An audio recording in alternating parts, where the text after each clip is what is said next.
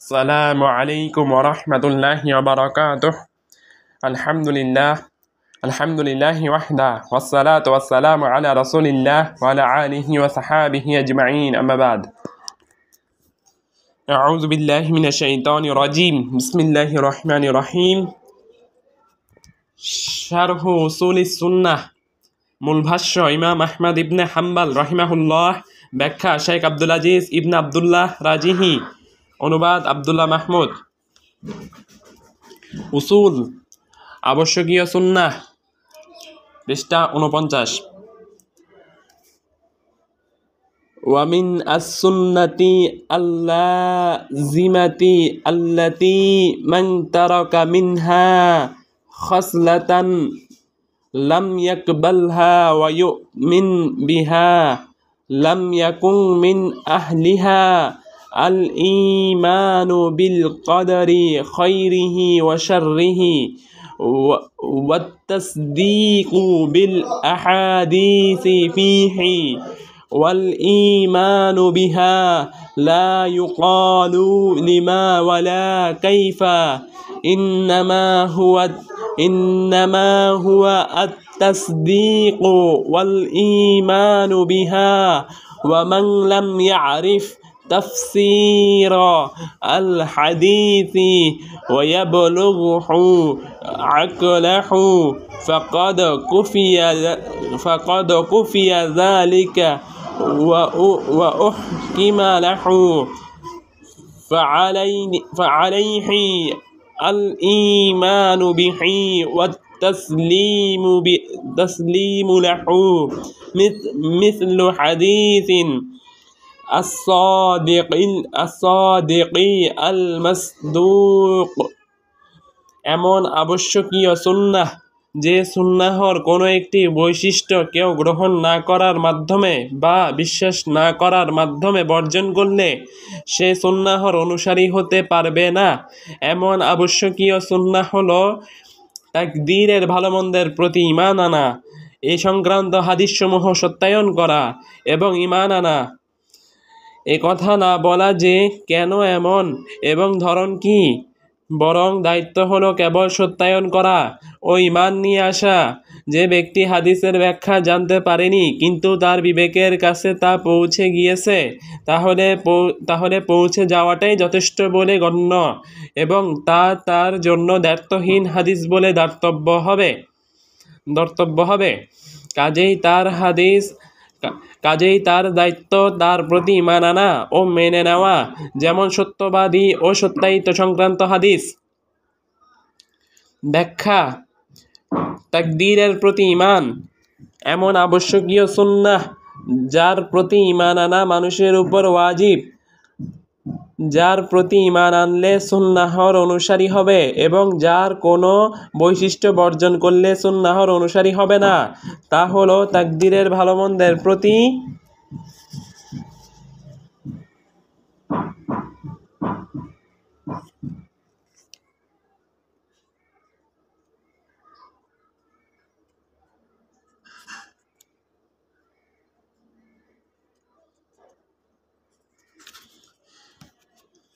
ঈমান আনা।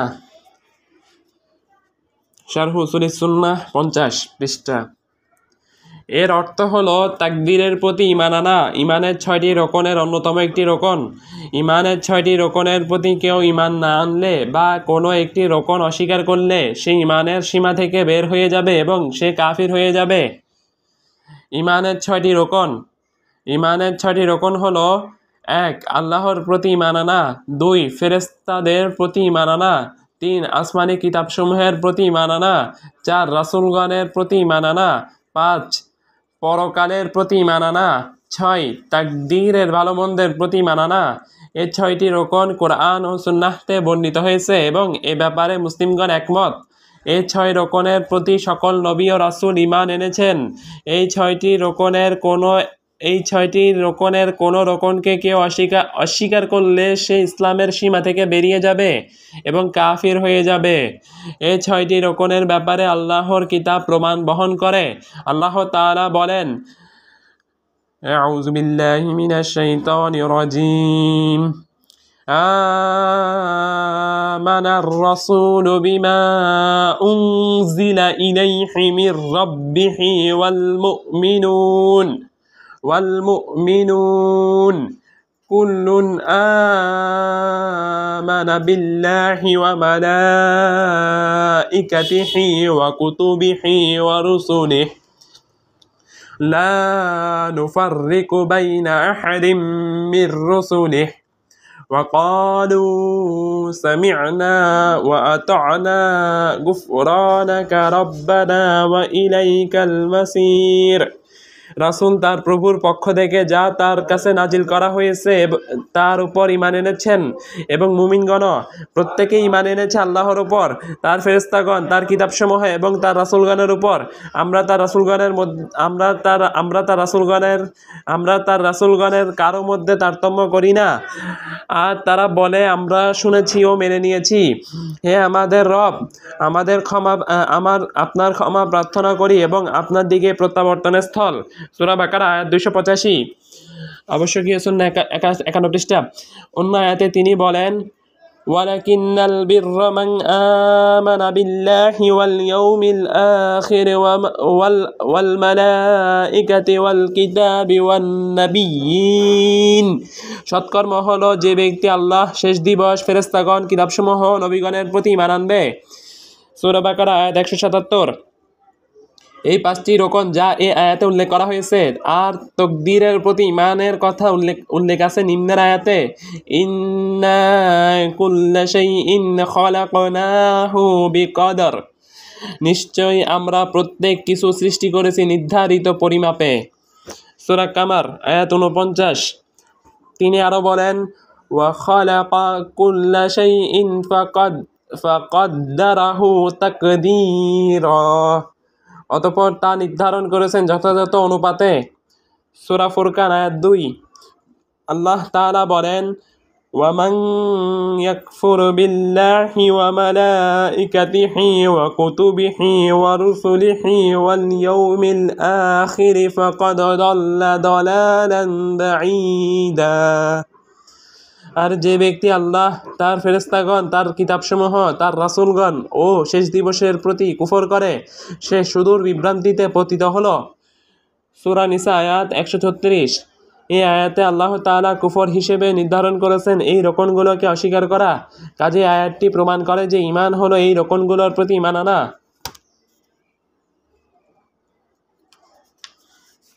শারহ উসুলিস সুন্নাহ 52 পৃষ্ঠা।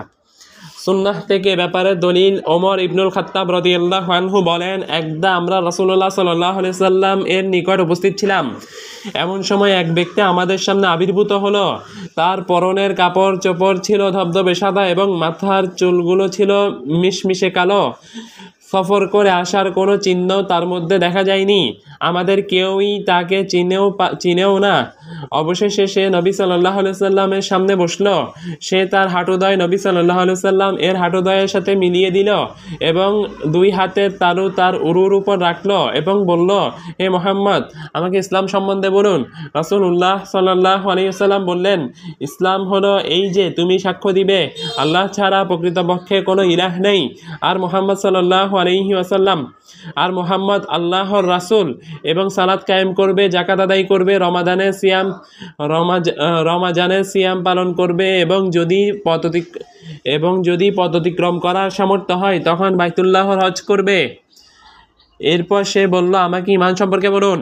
রাসূলুল্লাহ সাল্লাল্লাহু আলাইহি সাল্লাম বললেন, ঈমান এই যে তুমি আল্লাহ, তার ফেরেশতাগণ, তার কিতাবসমূহ, তার প্রেরিত নবীগণ ও শেষ দিনের উপর ঈমান রাখবে, এবং তুমি তাকদীর ও তাকদীরের ভালো মন্দের প্রতিও ঈমান রাখবে। এরপর লোকটি চলে গেল। আমি বেশ কিছুক্ষণ অপেক্ষা করলাম। তারপর রাসূলুল্লাহ সাল্লাল্লাহু আলাইহি সাল্লাম আমাকে বললেন, হে উমর, তুমি জানো এই প্রশ্নকারী কে? আমি বললাম, আল্লাহ ও তার রাসূলই অধিক জ্ঞাত আছেন।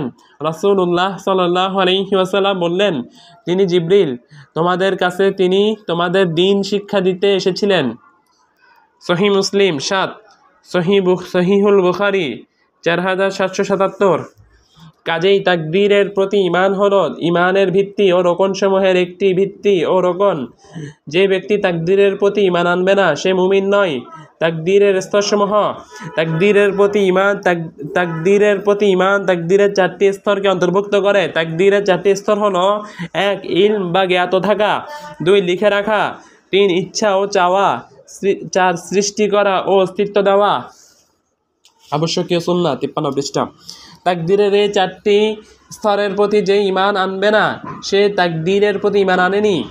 প্রথম স্তর আল্লাহ তাআলা সূচনাহীন অতীত অনাদি ইলমের প্রতি ঈমান আনা, কারণ আল্লাহ তাআলা এমন প্রথম যার প্রথমতার কোনো শুরু নেই, যেমনভাবে তিনি এমন সর্বশেষ তার সর্বশেষতার কোনো সূচনা নেই।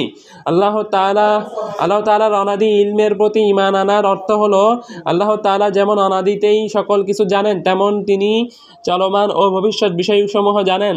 আল্লাহ তাআলা ঘটার পূর্বেই অনাদি থেকেই সকল কিছু জানেন এবং তিনি জানেন যা কিছু ঘটেনি। আর যদি ঘটতো তাহলে কিভাবে ঘটতো তাও তিনি জানেন।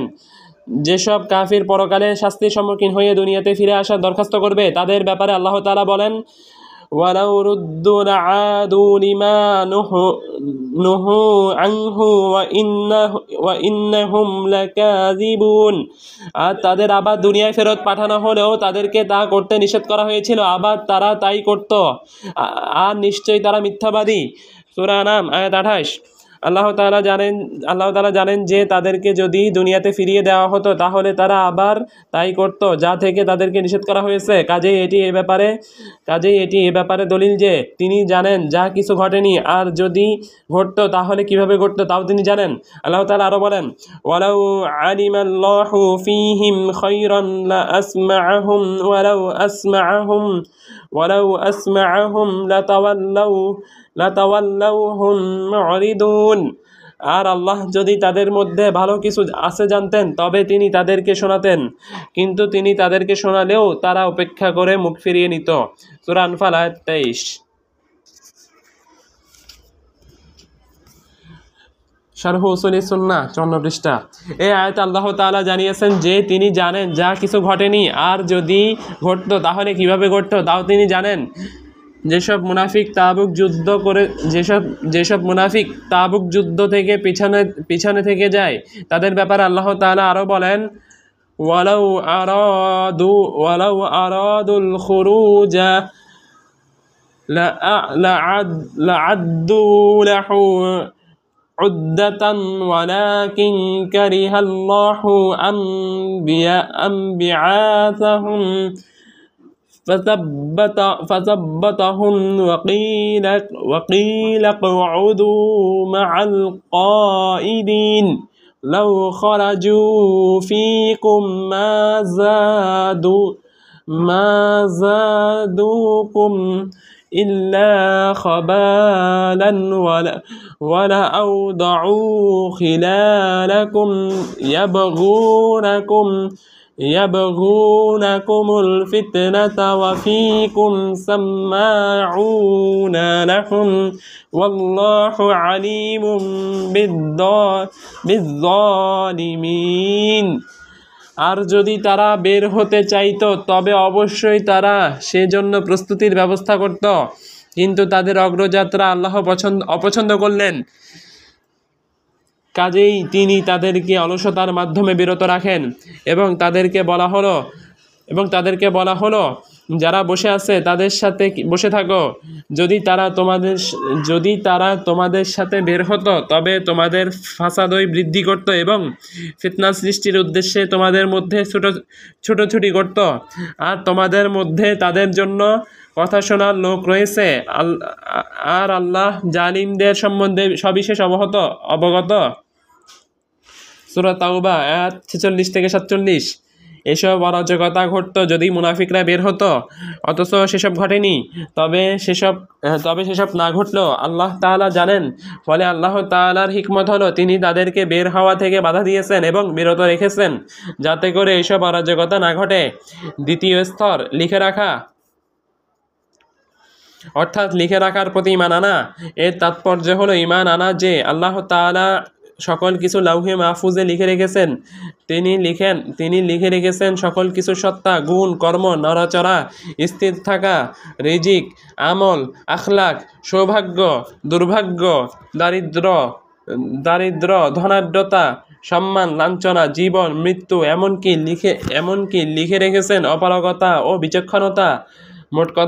মোট কথা সকল কিছুই লিখিত। এই স্তরের ব্যাপারে কিছু দলিল। এক, আল্লাহ তাআলা বলেন, আলাম তা'লাম আন্নাল্লাহা ইয়া'লামু মা ফিস সামাই ওয়াল আরদি ইন্না যালিকা আলাল্লাহি ইয়াসীর। আপনি কি জানেন না যে আসমান ও জমিনে যা কিছু আছে আল্লাহ তা জানেন?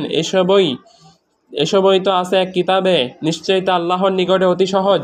সূরা হজ আয়াত ৭০। এখানে কিতাব দ্বারা লাউহে মাহফুজ উদ্দেশ্য। ২, আল্লাহ তাআলা বলেন, মা আসাবা মিন মুসিবাতিন ফিল আরদি ওয়ালা ফি আনফুসিকুম ইল্লা ফি কিতাবিন মিন ক্বাবলি আন নাবরাহা ইন্না যালিকা আলাল্লাহি ইয়াসীর। জমিনে বা ব্যক্তিগতভাবে তোমাদের উপর যা বিপর্যয় আসে তা সংঘটিত হওয়ার পূর্বেই আমরা তা কিভাবে লিপিবদ্ধ রেখেছি, নিশ্চয় আল্লাহর পক্ষে এটা খুব সহজ। সূরা হাদীদ আয়াত ২২। অর্থাৎ লাউহে মাহফুজে লিখে রেখেছি। ৩, তিনি আরো বলেন, ওয়ালাকাদ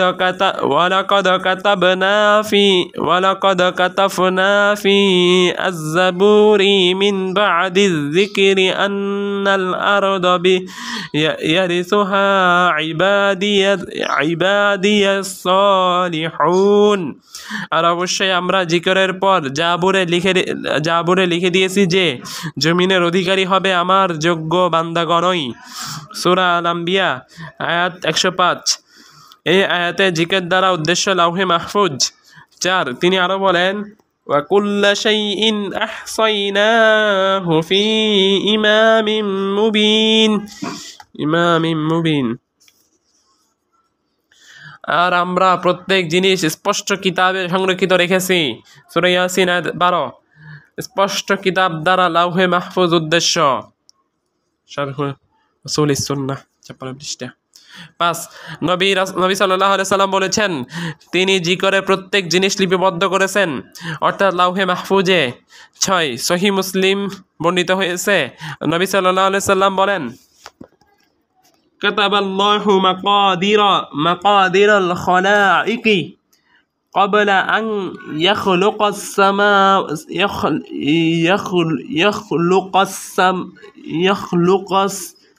সামাওয়াতি ওয়াল আরদা বিখামসিনা আলফা সানাতিন ক্বালা ওয়া আরশুহু আলাল মা।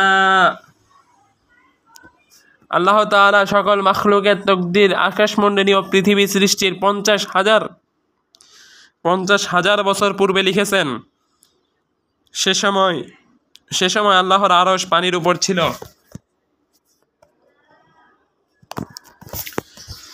৬, সহিহ মুসলিমে বর্ণিত হয়েছে, নবী সাল্লাল্লাহু আলাইহি সাল্লাম বলেন, কাতাবাল্লাহু মাকাদিরাল খালাইকি ক্বাবলা আন ইয়াখলুকাস সামাওয়াতি ওয়াল আরদা বিখামসিনা আলফা সানাতিন ক্বালা ওয়া আরশুহু আলাল মা।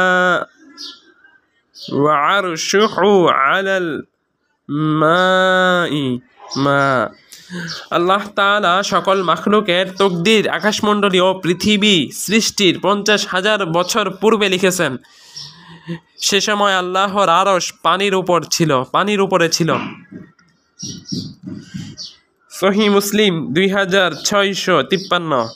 ৭, সুনান আবি দাউদে বর্ণিত হয়েছে, নবী সাল্লাল্লাহু আলাইহি সাল্লাম বলেন, ইন্না আউওয়ালা মা খালাকাল্লাহুল কলাম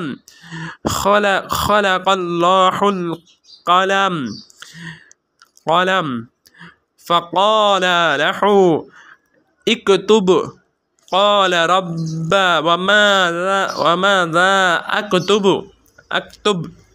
ক্বালা ইকতুব মাকাদিরা কুল্লি শাইইন হাত্তা তাকুমাস সাআহ। মহান আল্লাহ সর্বপ্রথম যে বস্তু সৃষ্টি করেছেন তা হচ্ছে কলম। অতঃপর তিনি তাকে বললেন, লিখো। কলম বলল, হে রব, কি লিখব? তিনি বললেন, কিয়ামত সংঘটিত হওয়া পর্যন্ত প্রত্যেক বস্তুর তকদির লিখো।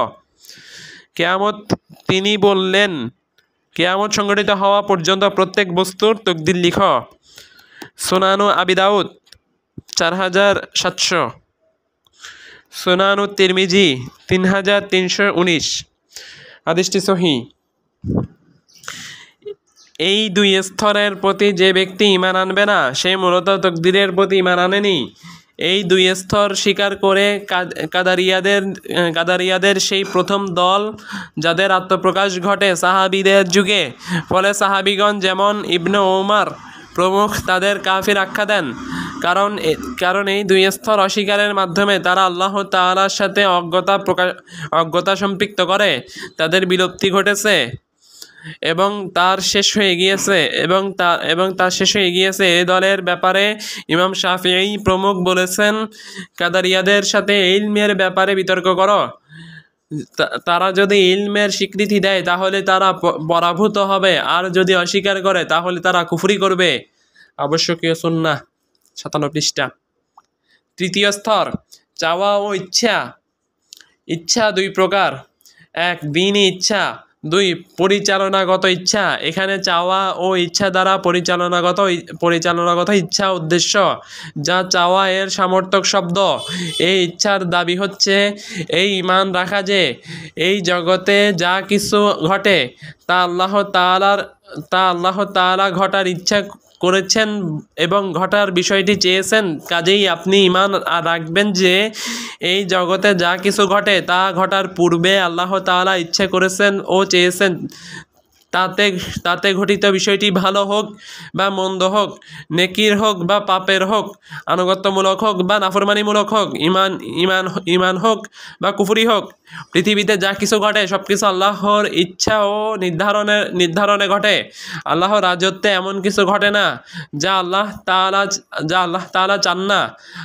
আর আল্লাহর ইচ্ছায় যা ঘটে তা কোনো হিকমত ও প্রজ্ঞার কারণে ঘটে। কেননা আল্লাহ তাআলা হিকমত ও প্রজ্ঞা ছাড়া কোনো কিছু সৃষ্টি করেন না, হিকমত ও প্রজ্ঞা ছাড়া কোনো কিছুর আদেশ দেন না, হিকমত ও প্রজ্ঞা ছাড়া কোনো কিছু থেকে নিষেধ করেন না, হিকমত ও প্রজ্ঞা ছাড়া কোনো কিছু ঘটা নির্ধারণ করেন না। আল্লাহ তাআলা বলেন, ইন্না রাব্বাকা আলিমুন হাকিম। নিশ্চয় তোমার রব সর্বজ্ঞানী, সর্বপ্রজ্ঞাময়। সূরা ইউসুফ আয়াত 6। এই কারণে যখন কাদারিয়া ফিরকা আল্লাহর ইচ্ছায় পাপ সংগঠিত হওয়ার বিষয়টি অস্বীকার করে বলে যে বান্দা নিজেই তার নিজের কর্ম সৃষ্টি করে, তখন আহলুস সুন্নাহ তাদের খণ্ডন করে বলেন, তোমরা আল্লাহ তাআলাকে অক্ষমতার গুণে গুণান্বিত করেছ এবং বলছো আল্লাহ তাআলার রাজত্বে এমন কিছু ঘটে যা তিনি চান না। কাজেই তোমাদের এমন কথা থেকে আবশ্যক হয়ে যায় যে আল্লাহ তাআলা এমন জিনিস প্রতিহত করতে অক্ষম যা তিনি চান না, আর এমন কথা সর্বাধিক বাতিল কথা। শারহ উসুলিস সুন্নাহ। এই আলোচনা থেকে আমাদের উদ্দেশ্য হলো আল্লাহর রাজত্বে খারাপ, অবাধ্যতা, কুফর ইত্যাদি যা কিছু ঘটে সব আল্লাহর পরিচালনাগত ইচ্ছাই ঘটে। এসব মূলত উদ্দেশ্য ও ইচ্ছা, স্বয়ং সত্তাগতভাবে বিষয়টি উদ্দেশ্য নয়। এসব ইচ্ছা ও উদ্দেশ্যের কারণে হলো এসবকে কেন্দ্র করে রয়েছে হিকমত ও কল্যাণ। আল্লাহ তাআলা কুফর ও অবাধ্যতা ঘটার ইচ্ছা করেন পরিচালনাগত ও নির্ধারণগতভাবে তিনি ও দ্বীন শরীয়তগতভাবে চাননি, বরং তিনি চেয়েছেন পরিচালনাগত ও নির্ধারণগতভাবে। কারণ এসবকে কেন্দ্র করে রয়েছে হিকমত। সেসব হিকমতের কিছু হিকমত হলো: 1. পরস্পর বিপরীত বিষয়ে আল্লাহ তাআলার ক্ষমতার প্রকাশ। কাজেই কুফরের বিপরীত বিষয় ঈমান, অবাধ্যতার বিপরীত বিষয় আনুগত্য, রাতের বিপরীত বিষয় দিন, গরমের বিপরীত বিষয় ঠান্ডা, মিষ্টির বিপরীত বিষয় তিতা ও টক। 2. বিভিন্ন প্রকার দাসত্ব অর্জন করা। যদি সকল মানুষ মুমিন হতো তাহলে আল্লাহর রাস্তায় জিহাদের দাসত্ব কিভাবে অর্জিত হতো? কারণ সবাই তখন মুমিন, কারো সাথে জিহাদ করার সুযোগ থাকতো না। অনুবাদক। অনুবাদক তখন কিভাবে ওয়ালা ও বারা অর্থ আল্লাহর জন্য কাউকে ভালোবাসা ও আল্লাহর জন্য কারো থেকে সম্পর্ক ছিন্ন করা। অনুবাদক এর দাসত্ব অর্জন হতো। তখন কিভাবে ওয়ালা ও বারা এর দাসত্ব অর্জন হতো। তখন কিভাবে আল্লাহর দিকে দাওয়াতের দাসত্ব অর্জন হতো। তখন কিভাবে ভালো কাজের আদেশ ও মন্দ থেকে নিষেধের দাসত্ব থাকতো। কিভাবে আল্লাহর জন্য ভালোবাসা ও আল্লাহর জন্য ঘৃণা করা দাসত্ব অর্জন হতো। কাজেই আল্লাহ তাআলা বান্দাদের জন্য যে কুফর, অবাধ্যতা ইত্যাদি বিষয় নির্ধারণ করেন তা মূলত একটি উদ্দেশ্য। সত্তাগতভাবে তা উদ্দেশ্য নয়, বরং তিনি তা দ্বারা অন্য কোনো বিষয় উদ্দেশ্য করে থাকেন, আর তা হলো তার উপর নির্মিত হয় বিভিন্ন হিকমত। তাছাড়া তা আল্লাহ তাআলা পরিচালনাগত ও নির্ধারণগত ইচ্ছা করে থাকেন। তা তিনি দীনী ও শারঈ ইচ্ছা করেন না, কারণ আল্লাহ তাআলা কুফর ও অবাধ্যতাকে ঘৃণা করেন। এই বিষয়টি আমরা একটি উদাহরণের মাধ্যমে সহজ করতে চাই। অসুস্থ ব্যক্তির জন্য একজন ডাক্তার অত্যন্ত তিক্ত ঔষধ প্রস্তুত করে বলে,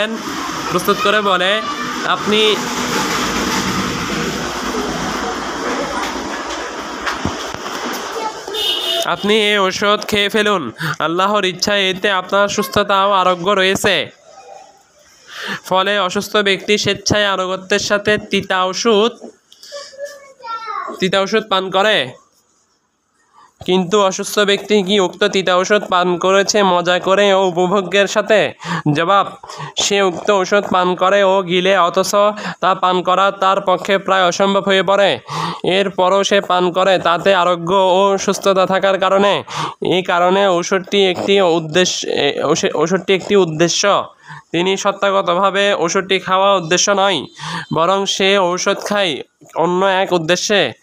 আর অন্য উদ্দেশ্যটি হলো আরোগ্য ও সুস্থতা অন্বেষণ করা। একইভাবে আল্লাহ তাআলা কুফরি ও অবাধ্যতা চান, তবে উভয়টি সত্তাগতভাবে চান না, বরং কুফরি ও অবাধ্যতা দিনগতভাবে ও শরীয়তগতভাবে আল্লাহর কাছে ঘৃণিত। কিন্তু আল্লাহ তাআলা এর পরও উভয়টির অস্তিত্ব দেন। উভয়টি কেন্দ্রিক বিভিন্ন হিকমত ও রহস্য থাকার কারণে। এই বিস্তারিত আলোচনাটির ব্যাপারে অজ্ঞতার কারণে কাদারিয়া ফিরকা পথভ্রষ্ট হয়ে যায়। চতুর্থ স্তর, সৃষ্টি করা ও অস্তিত্ব প্রদান করা। কাদারিয়া ফিরকা সর্বব্যাপী সৃষ্টি করা ও অস্তিত্ব প্রদান করাকে অস্বীকার করে। তারা বলে আল্লাহ তাআলা কুফরি ও অবাধ্যতা সৃষ্টি করেন না, বরং বান্দা নিজেই কুফরি ও অবাধ্যতা সৃষ্টি করে। তবে মধ্যমপন্থী কাদারিয়া, দ্বিতীয় কাদারিয়া আল্লাহর ইলম ও লিখে রাখা স্তরের প্রতি ঈমান আনে। তবে তারা সর্বপ্রকার ইচ্ছা, চাওয়া ও সৃষ্টি করাকে অস্বীকার করে। তবে তারা বান্দার কর্মকে বের করে দিয়ে বলে আল্লাহ তাআলা বান্দার কর্ম চান না এবং বান্দার আনুগত্য ও অবাধ্যতা সৃষ্টি করেন না। তারা এমনটি বলে একথা থেকে নিজেদের বাঁচানোর জন্য যে আল্লাহ তাআলা অবাধ্যতা নির্ধারণ করেছেন এবং উক্ত অবাধ্যতার কারণে বান্দাদের শাস্তি দিবেন, যাতে করে তাদের ধারণা অনুযায়ী আল্লাহ তাআলা জালিম না হয়ে যান। তাদের এমন বিশ্বাস ও চিন্তা চেতনা বাতিল, কারণ আল্লাহর সাথে সৃষ্টি করা ও অস্তিত্ব প্রদান করা, সম্পৃক্ত করা এবং তার কিছু সৃষ্টি অকল্যাণকর হওয়া মূলত আল্লাহ তাআলার হিকমতের উপর ভিত্তিশীল।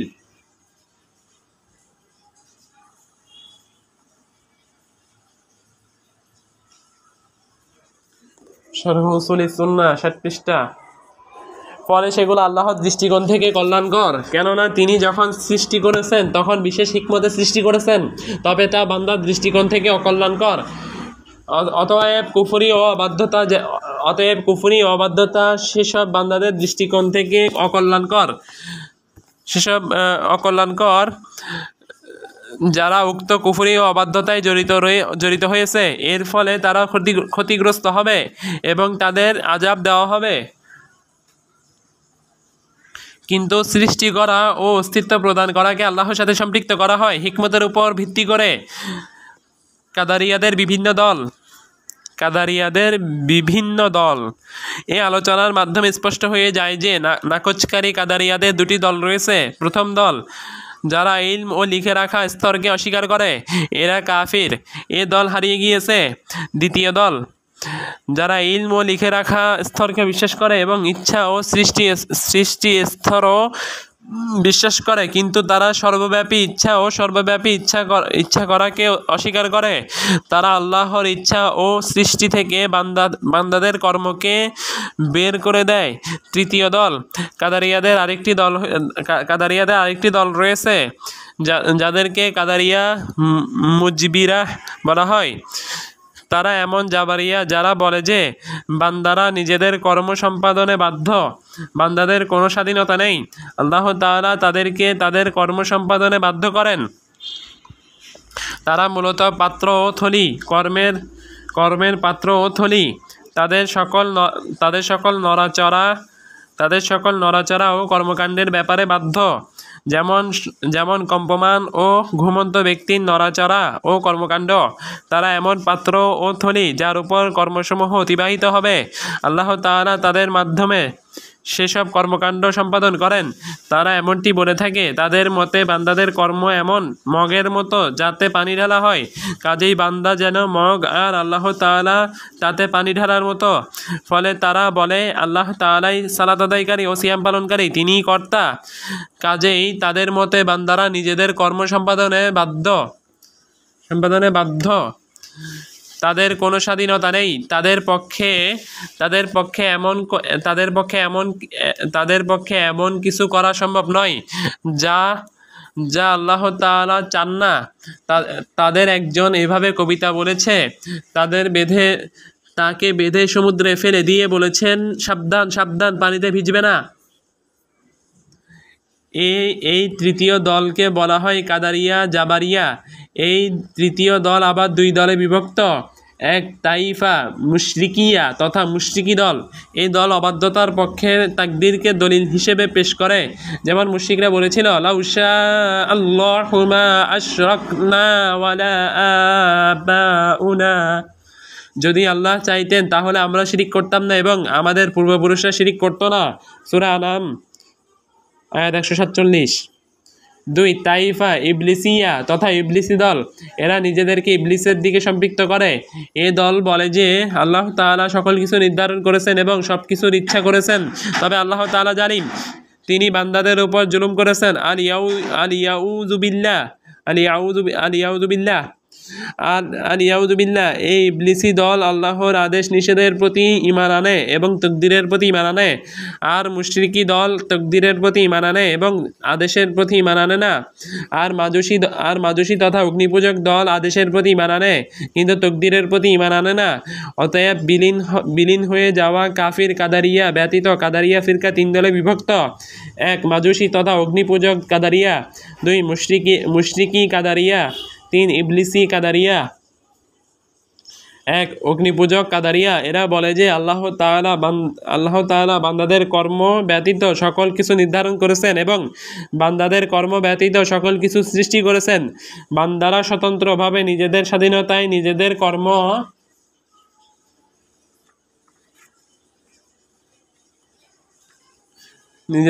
সৃষ্টি করেছে, কাজেই ভালো মন্দ আনুগত্য বাধ্যতা সৃষ্টি করেছেন বান্দা নিজেই। এ ব্যতীত সকল কিছু সৃষ্টি করেছেন আল্লাহ তাআলা। শারহ উসুল সুন্নাহ 62 পৃষ্ঠা। এই দলকে অগ্নিপূজক বলা হয়। একাধিক স্রষ্টা মতবাদের ব্যাপারে অগ্নিপূজকদের সাথে এ দলের মিল থাকার কারণে অগ্নিপূজকরা বলে থাকে জগতের স্রষ্টা দুজন, একজন হলেন কল্যাণের স্রষ্টা আর অন্যজন হলেন অকল্যাণের স্রষ্টা। কল্যাণের স্রষ্টা আগুন আর অকল্যাণের স্রষ্টা অন্ধকার। আর কাদারিয়া বলে থাকে প্রত্যেক বান্দা নিজেই নিজের কর্মের স্রষ্টা। কাজেই কাদারিয়ারাও একাধিক স্রষ্টার প্রবক্তা। এদিক থেকে তারা অগ্নিপূজকদের সদৃশ। তবে অগ্নিপূজকরা দুজন স্রষ্টার প্রবক্তা আর কাদারিয়া অসংখ্য স্রষ্টার প্রবক্তা। কাদারিয়াদের মতে যত মানুষ তত স্রষ্টা।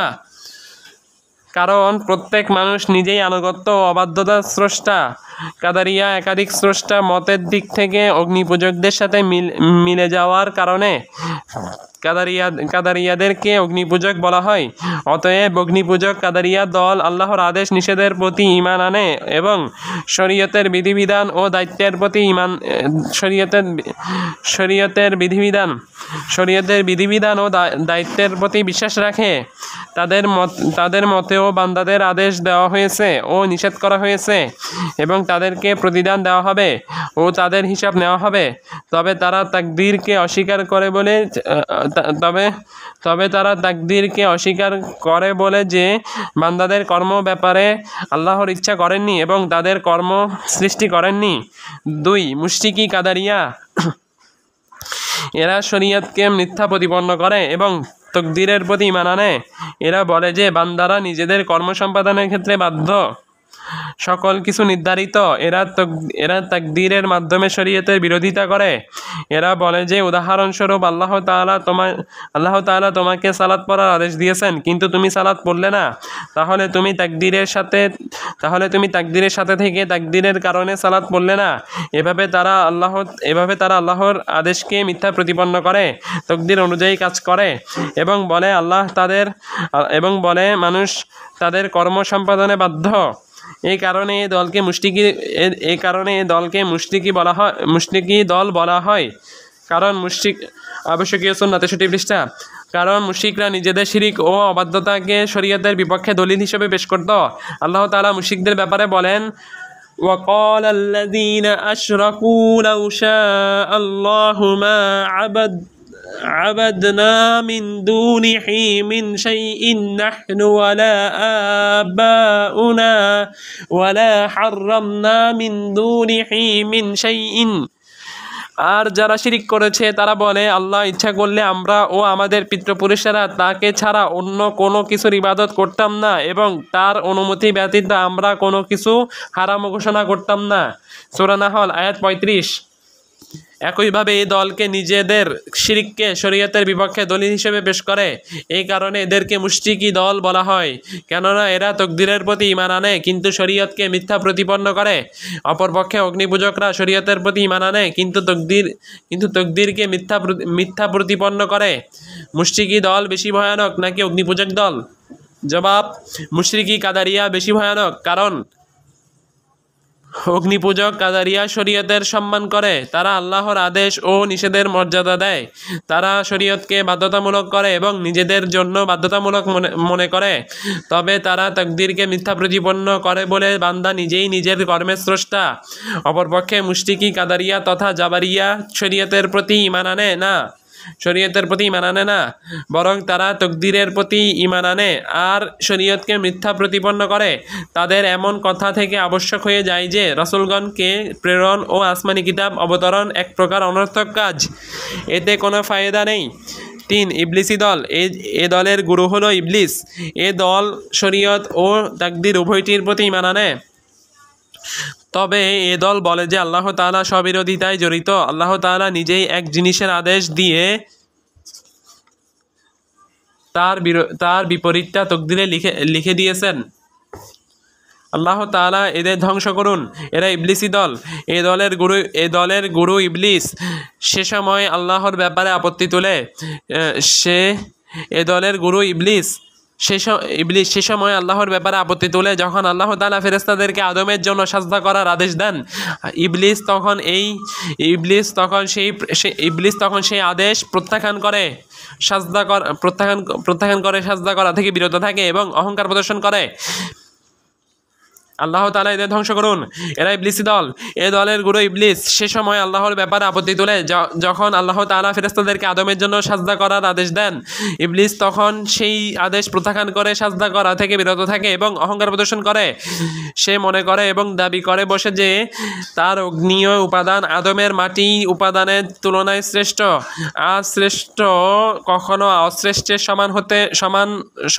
সমানে নত হতে পারে না, যেমনটি আল্লাহ তাআলা ইবলিসের ব্যাপারে বলেন।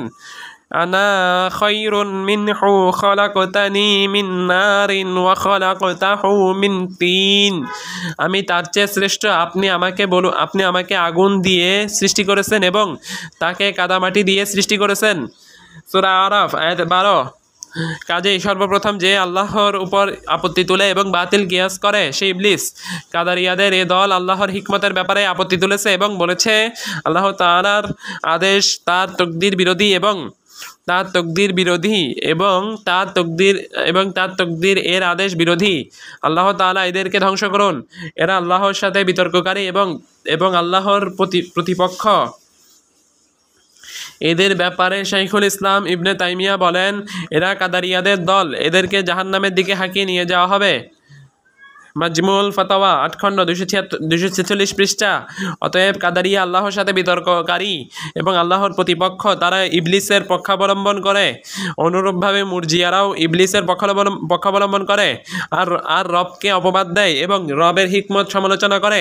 তারা বলে যে ইবলিস মাজলুম, মিসকিন। আল্লাহ তাআলাই চেয়েছেন ইবলিসের কপালকে অন্যদের সাজদা করা থেকে মুক্ত রাখবেন। এরপর তাকে লানত করা হয়েছে এবং তাড়িয়ে দেওয়া হয়েছে। কাজেই অপরাধ কোথায়? ইবলিস মিসকিন, মাজলুম, রব তার প্রতি জুলুম করেছেন।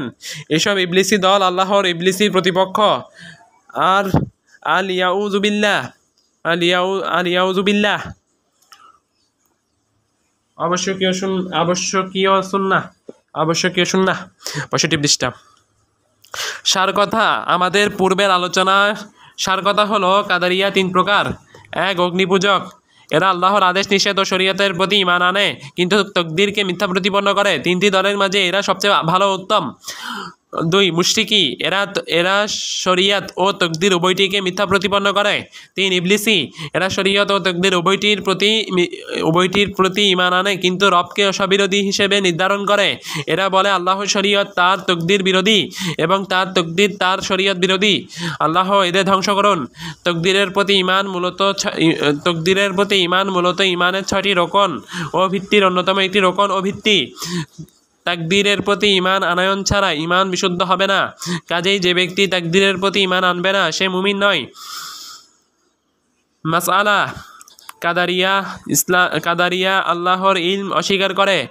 এ কারণে কি আবশ্যক হয়ে যায় যে তারা আল্লাহ কর্তৃক বান্দাদের কর্ম সৃষ্টি করা অস্বীকার করে? জবাব,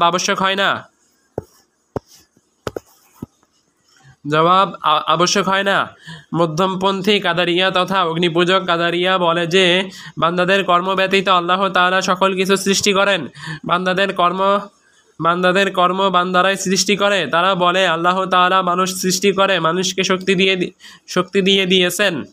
মানুষ নিজেদের ভালো বা মন্দ বা আনুগত্য বা নাফরমানি কর্ম সৃষ্টি করে। তারা এমনটি বলে এ কথা থেকে নিজেদের বাঁচানোর জন্য যে আল্লাহ তাআলা অবাধ্যতা নির্ধারণ করেছেন এবং উক্ত অবাধ্যতার কারণে বান্দাদের শাস্তি দিবেন,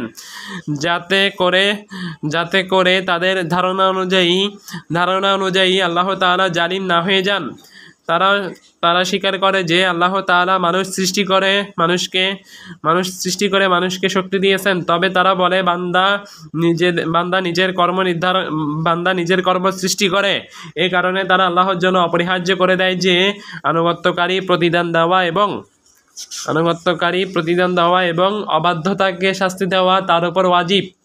কারণ বান্দা নিজেই নিজের কর্ম সৃষ্টি করেছে। কাজেই আনুগত্যকারীকে প্রতিদান দেওয়া আল্লাহর উপর ওয়াজিব। শারহ উসুলিস সুন্নাহ 66 পৃষ্ঠা। আনুগত্যকারী আল্লাহর কাছে প্রতিদানের হকদার হয়ে যায়। যেমনভাবে শ্রমিক নিজের শ্রমের পাওনা পাওয়ার হকদার হয়েছে, একইভাবে অবাধ্যতাকারীর ক্ষেত্রে শাস্তির অঙ্গীকার বাস্তবায়ন করা আল্লাহর উপর ওয়াজিব। তাকে আল্লাহ তাআলা ক্ষমা করতে পারেন না এমনটি বলে মুতাজিলারা। কারণ বান্দা নিজেই তার কর্ম সৃষ্টি করেছে। এভাবে তারা আল্লাহর উপর ওয়াজিব করে দেয়। নাফরমানকে শাস্তি দেওয়া ওয়াজিব, তিনি তাকে ক্ষমা করতে পারেন না। তারা যা বলে আল্লাহ তাআলা থেকে পবিত্র ও ঊর্ধ্বে। মাসালা। আল্লাহ তাআলা বলেন মা আসাবাকা মিন হাসানাতিন ফামিনাল্লাহি ওয়া মা আসাবাকা মিন সাইয়্যাতিন ফামিন নাফসিক। যা কিছু কল্যাণ আপনার হয় তা আল্লাহর কাছ থেকে, এবং যা কিছু অকল্যাণ আপনার হয় তা আপনার নিজের কারণে। সূরা নিসা আয়াত 79। জবাব: যা কিছু কল্যাণ আপনার হয় তা আল্লাহর কাছ থেকে, অর্থাৎ আল্লাহর রহমত ও তৌফিকে হয়।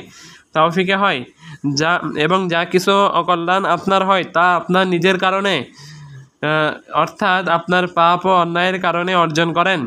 আল্লাহ তাআলা সব কিছু নির্ধারণ করে দিয়েছেন। এই কারণে পরের অংশে আল্লাহ তাআলা বলেছেন, কুল কুল্লুন মিন ইনদিল্লাহি ফামালি হাউলাইল কওমি লা ইয়াকাদুনা ইয়াফকাহুনা হাদিসা।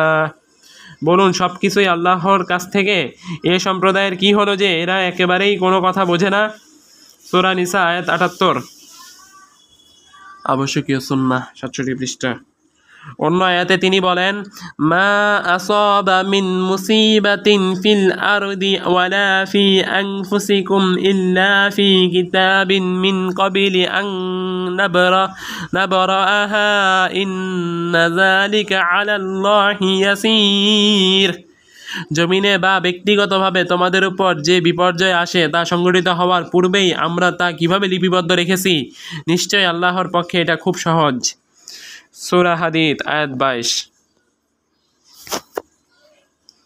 আল্লাহর কর্ম ও গুণের ব্যাপারে কোনো ধরনের প্রশ্ন তোলা যাবে না।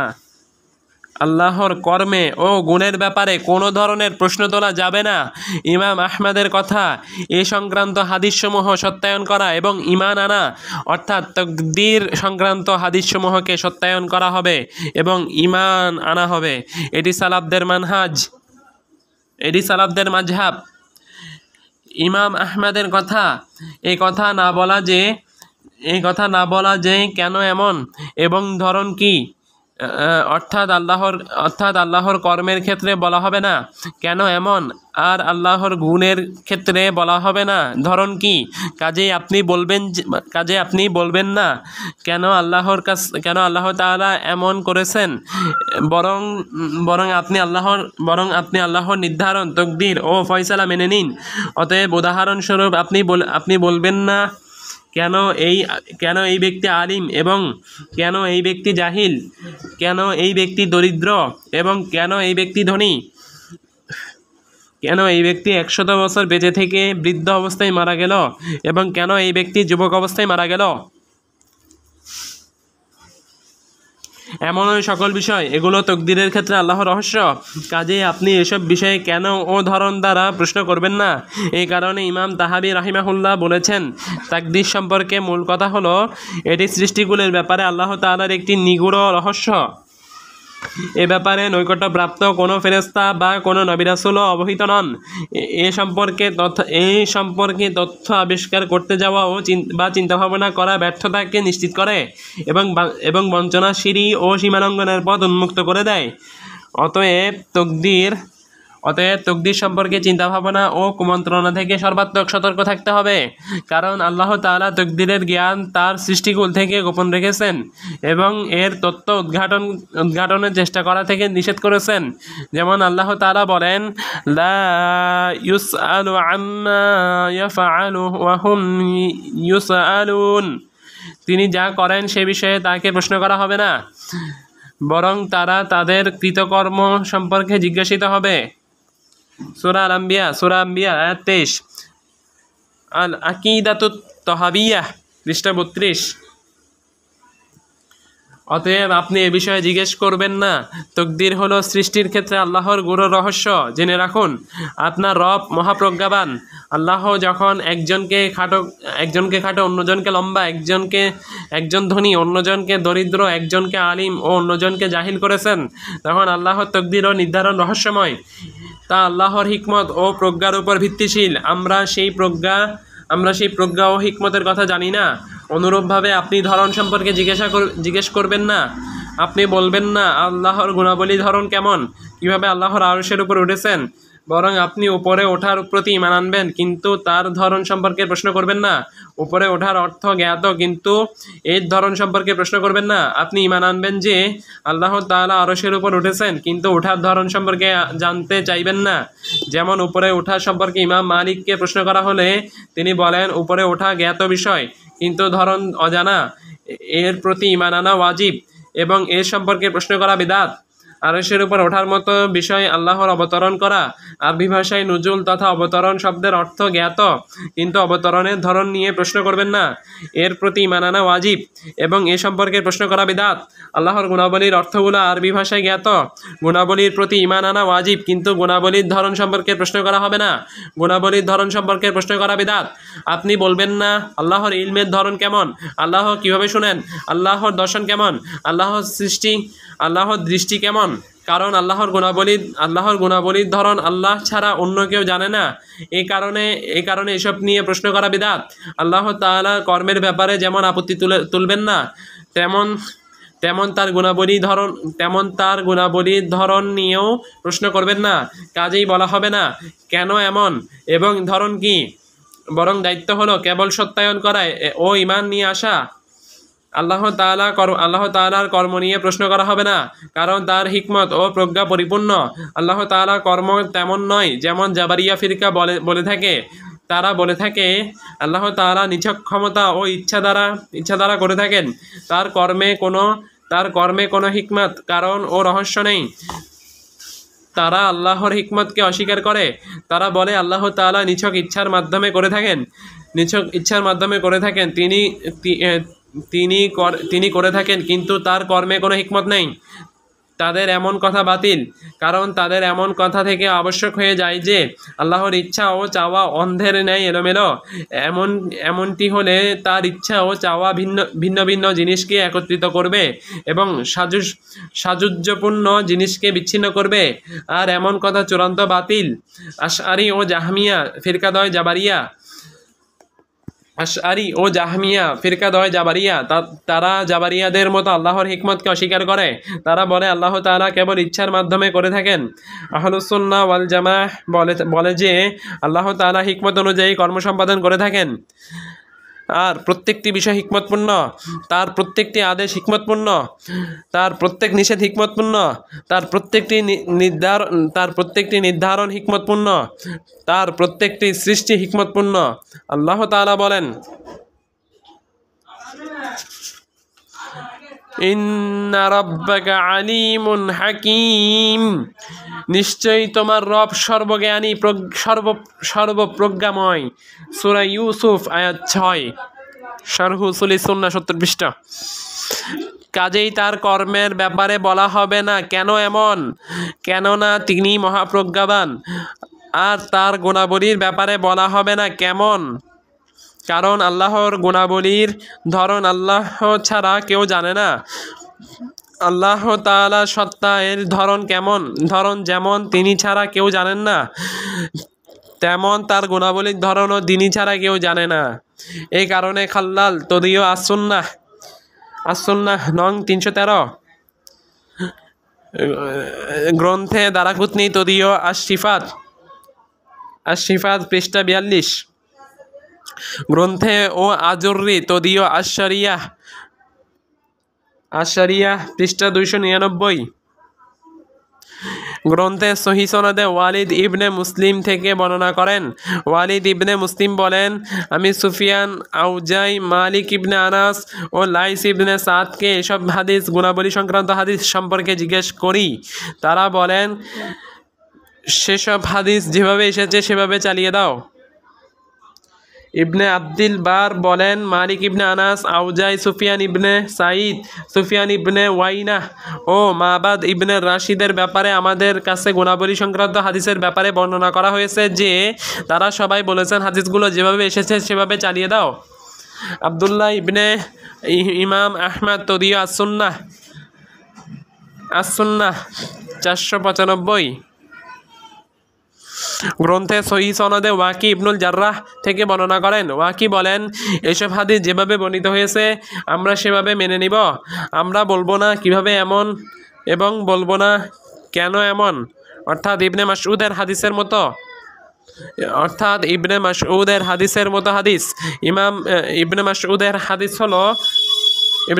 হাদিস হলো যা হাবরুন মিনাল আহবারি ইলা রাসূলিল্লাহি সাল্লাল্লাহু আলাইহি ওয়াসাল্লাম فقال يا محمد إن نجد أن الله يجعل السماوات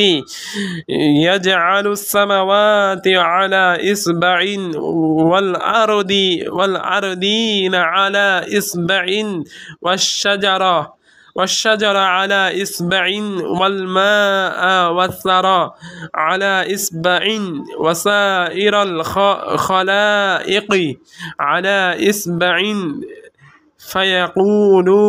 فيقول أنا الملك فضحك النبي صلى الله عليه وسلم حتى بدت نواجذه تصديقا لقول الحبر ثم قرأ رسول الله صلى الله عليه وسلم وما قدر الله حق قدرها وما قدر الله حق قدرها। এক ইহুদি আলিম রাসূল সাল্লাল্লাহু আলাইহি সাল্লামের কাছে এসে বলল, হে মুহাম্মদ, আমরা তাওরাতে দেখতে পাই যে আল্লাহ তাআলা আসমানসমূহকে এক আঙ্গুলের উপর স্থাপন করবেন, জমিনকে এক আঙ্গুলের উপর, বৃক্ষসমূহকে এক আঙ্গুলের উপর, পানি ও কাদামাটি এক আঙ্গুলের উপর এবং অন্যান্য সৃষ্টি জগৎ এক আঙ্গুলের উপর স্থাপন করবেন। তারপর বলবেন, আমি বাদশাহ। রাসূলুল্লাহ সাল্লাল্লাহু আলাইহি সাল্লাম তা সমর্থনে হেসে ফেললেন, এমনকি তার সামনের দাঁত প্রকাশিত হয়ে পড়ে। এরপর রাসূলুল্লাহ সাল্লাল্লাহু আলাইহি সাল্লাম পাঠ করলেন, তারা আল্লাহকে যথোচিত মর্যাদা দান করে না। সহিহুল বুখারী 4811, 7414, সহি মুসলিম 2786। অন্য বর্ণনায় নবী সাল্লাল্লাহু আলাইহি সাল্লাম বলেন, ইন্না কুলুবা বানি আদম কুল্লাহা বাইনা ইসবাঈনি মিন আসাবি'ir রাহমানি কাকলবিন ওয়াহিদিন ইউসাররাফুহু হাইসু ইয়াশাউ। সুম্মা ক্বালা রাসূলুল্লাহি সাল্লাল্লাহু আলাইহি ওয়াসাল্লাম, আল্লাহুম্মা মুসাররিফাল কুলুব সররিফ কুলুবিনা আলা তাআতিক। আদম সন্তানের অন্তরসমূহ পরম দয়াময় আল্লাহ তাআলা দুই আঙ্গুলের মধ্যে এমনভাবে আছে যেন তা একটি অন্তর। তিনি যেভাবে চান সেভাবেই তা পরিবর্তন করেন। এরপর রাসূলুল্লাহ সাল্লাল্লাহু আলাইহি সাল্লাম বলেন, অন্তরসমূহের পরিচালক হে আল্লাহ, আপনি আমাদের অন্তরসমূহকে আপনার বশ্যতার উপর স্থির রাখুন। আমিন। সহি মুসলিম 2654।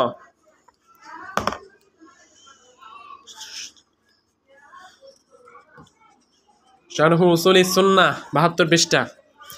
লালাকাই তার সনদে মুহাম্মদ ইবনুল হাসান থেকে বর্ণনা করেন, তিনি ইরাকের ফকি ছিলেন। মুহাম্মদ ইবনুল হাসান বলেন,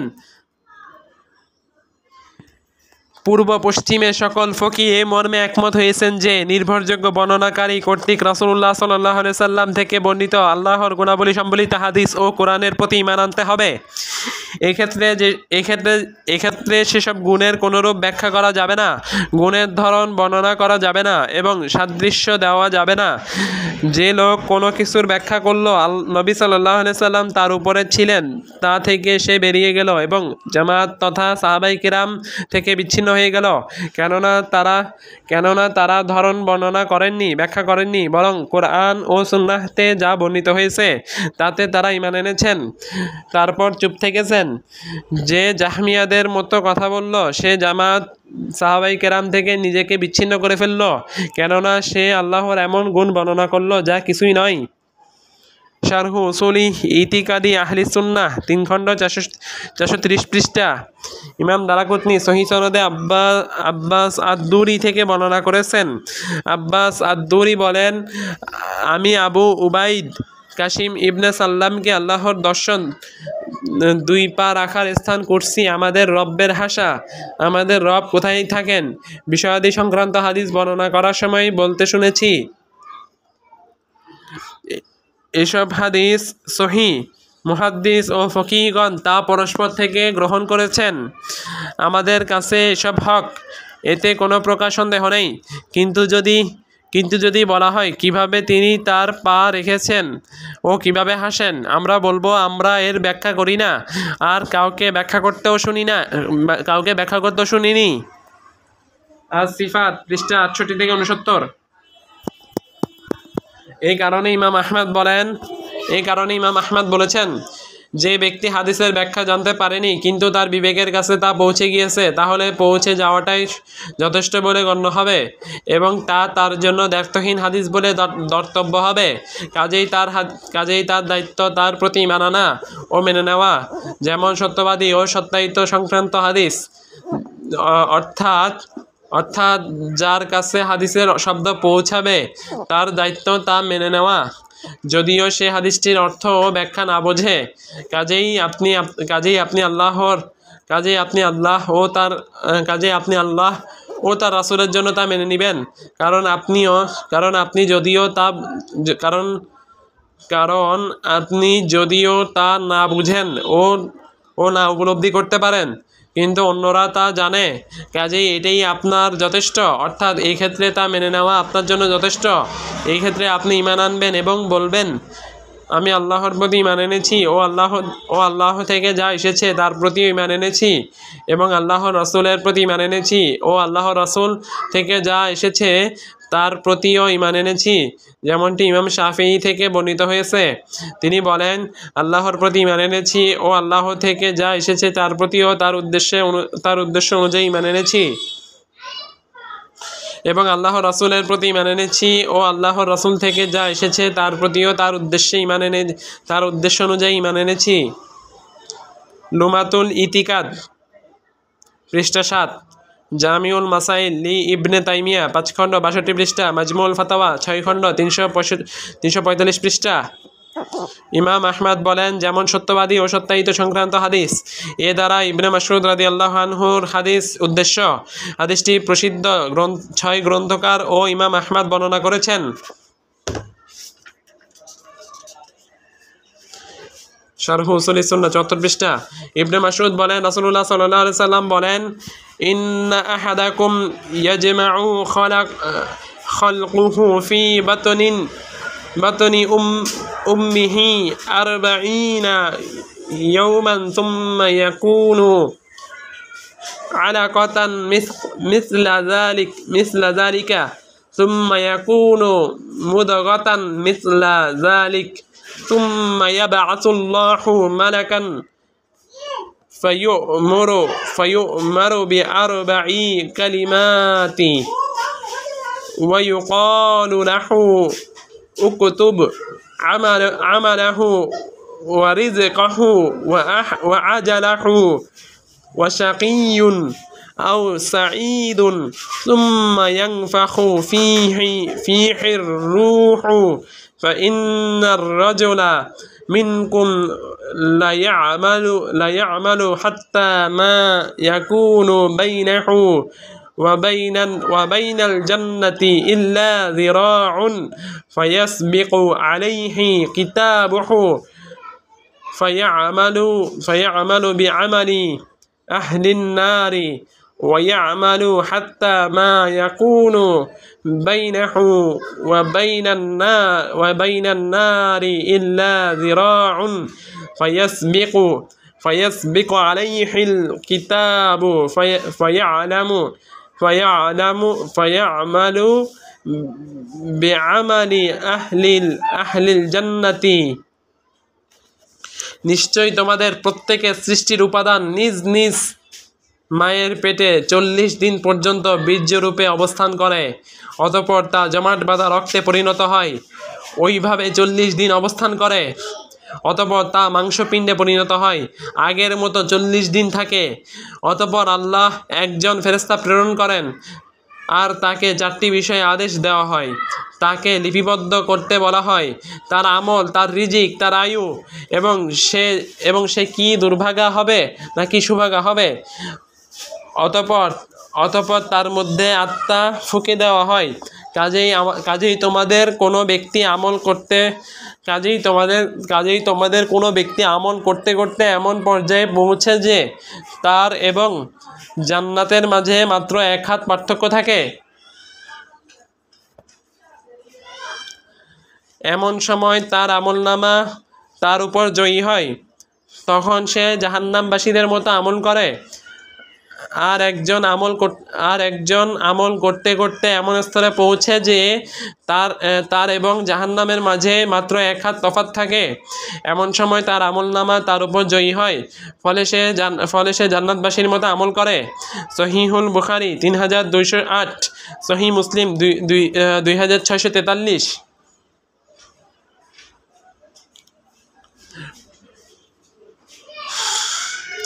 অর্থাৎ সেই কিতাব যা আল্লাহ তাআলা তার জন্য নির্ধারণ করে দিয়েছেন তার মায়ের পেটে অবস্থানকালে। এর অর্থ একজন মুসলিমের দায়িত্ব হাদিসকে মেনে নেওয়া ও হাদিসের প্রতি ঈমান আনা। আবশ্যকীয় সুন্নাহ 75 পৃষ্ঠা। একজন মুসলিম হাদিসের ব্যাপারে আপত্তি করবে না, সে আল্লাহর কর্মের ব্যাপারে কেন দ্বারা প্রশ্ন করবে না, এবং গুণাবলীর ব্যাপারে ধরন কেমন দ্বারা প্রশ্ন করবে না, যেমন তকদির বিষয়ে সত্যবাদী ও সত্যায়িত হাদিস।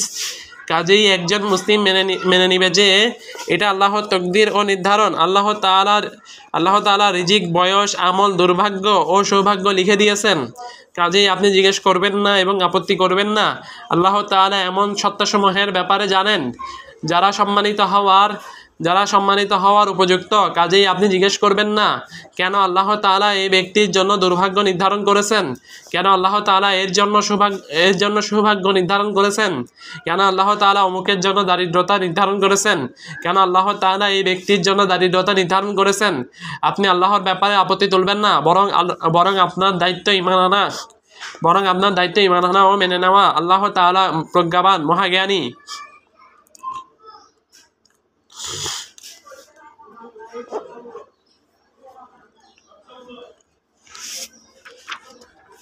আল্লাহর নির্ধারণে আপত্তি করা যাবে না, কারণ তার প্রতিটি কর্ম হিকমতপূর্ণ। আপত্তি করা কুফরি। ঠিক। উসুল হাদিসে বর্ণিত বিষয়ের প্রতি ঈমান।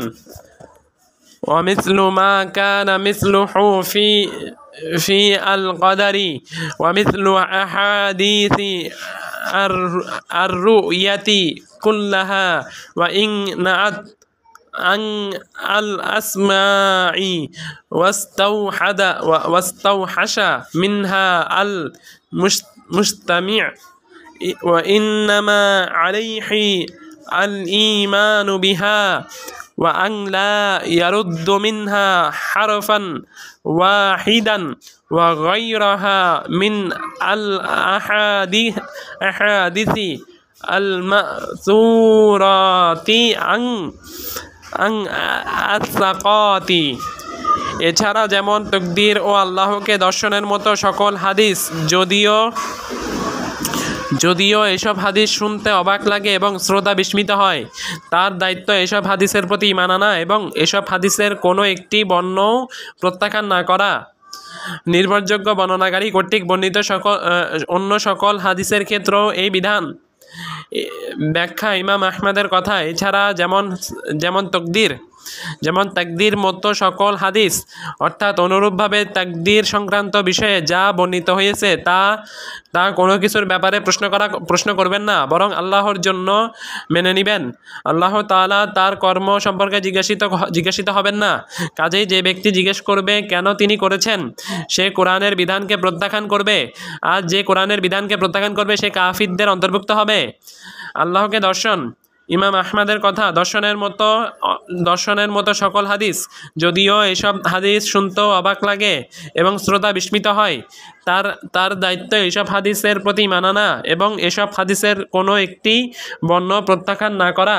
নির্ভরযোগ্য বর্ণনাকারী কর্তৃক বর্ণিত অন্য সকল হাদিসের ক্ষেত্রেও এই বিধান, অর্থাৎ মানুষের দায়িত্ব দর্শন সংক্রান্ত হাদিসসমূহ মেনে নেওয়া। দর্শন সংক্রান্ত হাদিস বলতে উদ্দেশ্য কিয়ামতের দিন মুমিনগণ তাদের রবকে দেখতে পাবেন, এর প্রতি ঈমান আনা। হাদিসে বর্ণিত বিষয়ের প্রতি ঈমান 77 পৃষ্ঠা। আমরা আগেই জেনেছি যে যে ব্যক্তি তকদিরের প্রতি ঈমান আনবে না সে কাফির।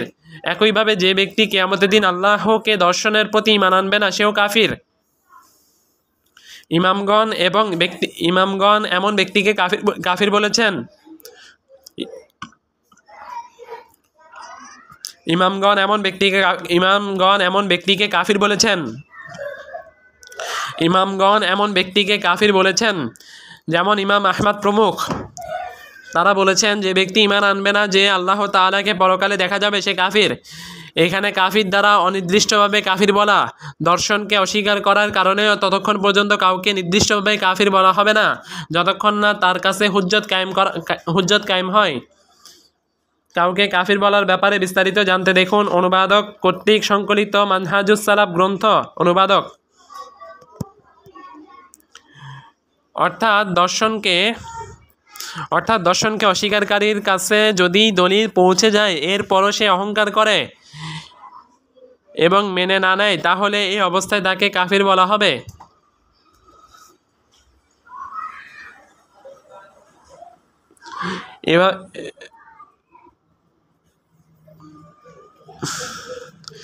তবে যারা দর্শনকে অস্বীকার করে তাদেরকে অনির্দিষ্টভাবে কাফির বলা হবে।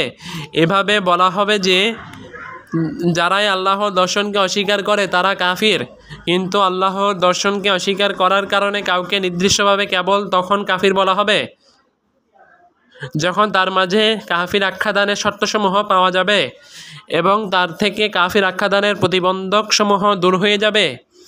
পরকালে আল্লাহকে দর্শনের কথা কোরআনে স্পষ্ট আয়াতে বর্ণিত হয়েছে এবং পবিত্র সুন্নাহতেও বর্ণিত হয়েছে। কোরআন থেকে আল্লাহর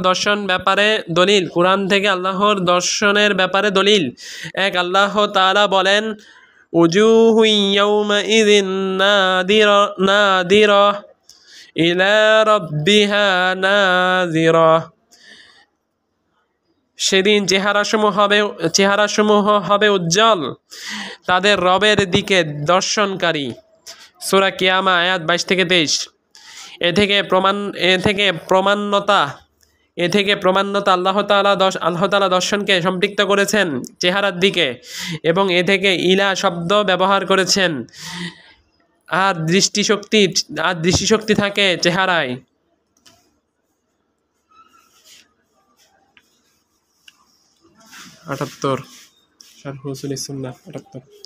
যা প্রমাণ করে রবের দিকে চোখেরই মাধ্যমে দর্শন করবে। এরপর আল্লাহ তাআলা কথাকে এমন ইশারা ইঙ্গিত দিয়ে মুক্ত করেছেন যে ইশারা ইঙ্গিত বিষয়বস্তু ও তার হাকিকত পরিপন্থী। কাজেই প্রমাণ হয় যে মানুষ তার রবকে দেখবে চেহারায় অবস্থিত চোখের দৃষ্টি দ্বারা। 2, তিনি বলেন লিল্লাযীনা আহসানুল হুসনা ওয়া জিয়াদাহ।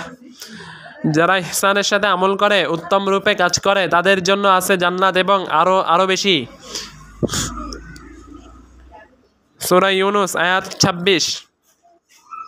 সহিহ মুসলিমে সুহাইব রাদিয়াল্লাহু আনহুর হাদিসে, সহিহ মুসলিম 181, এই আয়াতে বর্ণিত আরও বেশি এর ব্যাখ্যা বর্ণিত হয়েছে, আর তা হলো সম্মানিত রবের চেহারা দর্শন।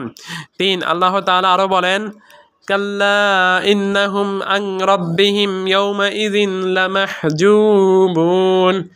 কখনো নয়, নিশ্চয়ই সেদিন তারা তাদের রব থেকে অন্তরিত থাকবে। সূরা মুতাফফিফিন আয়াত 15।